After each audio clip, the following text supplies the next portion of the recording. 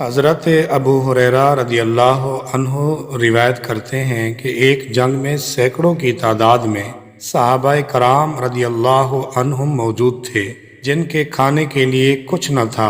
حضرت ابو ہریرہ رضی اللہ تعالیٰ عنہ فرماتے ہیں، اس موقع پر میرے ہاتھ میں ایک توشہ دان تھا جس میں کچھ کھجوریں تھیں۔ آقائے دو جہاں صلی اللہ علیہ وآلہ وسلم کے استفسار پر میں نے عرض کیا کہ میرے پاس کچھ کھجوریں ہیں۔ فرمایا کہ لے آؤ۔ میں وہ توشہ دان لے کر حاضر خدمت ہو گیا اور کھجوریں گنی تو وہ کل 21 نکلیں۔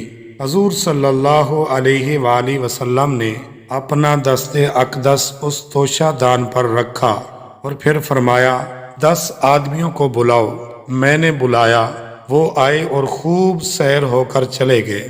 اسی طرح 10 آدمی آتے اور سیر ہو کر اٹھ جاتے، یہاں تک کہ تمام لشکر نے کھجوریں کھائیں اور کچھ کھجوریں میرے پاس توشہ دان میں باقی رہ گئیں۔ آپ صلی اللہ علیہ وآلہ وسلم نے فرمایا، اے ابو ہریرہ، جب تم اس توشہ دان سے کھجوریں نکالنا چاہو، ہاتھ ڈال کر اس میں سے نکال لیا کرو، لیکن توشہ دان نہ اڈیلنا۔ حضرت ابو ہریرہ رضی اللہ عنہ فرماتے ہیں کہ میں حضور صلی اللہ علیہ وآلہ وسلم کے زمانے میں اس سے کھجوریں کھاتا رہا، اور پھر حضرت ابو بکر صدیق اور حضرت عمر فاروق اور حضرت عثمان غنی رضی اللہ عنہم کے پورے عہد خلافت تک اس میں سے کھجوریں کھاتا رہا اور خرچ کرتا رہا، اور جب حضرت عثمان غنی رضی اللہ تعالی عنہ شہید ہو گئے، جو کچھ میرے پاس تھا وہ چوری ہو گیا، اور وہ توشہ دان بھی میرے گھر سے چوری ہو گیا۔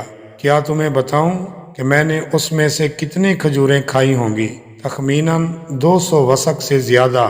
یہ سب کچھ حضور صلی اللہ علیہ وآلہ وسلم کے دست اقدس کی برکتوں کا نتیجہ تھا کہ سیدنا ابو ہریرہ رضی اللہ تعالی عنہ نے اس توشہ دان سے منوں کے حساب سے کھجوریں نکالی، مگر پھر بھی تا دم آخر وہ ختم نہ ہوئیں۔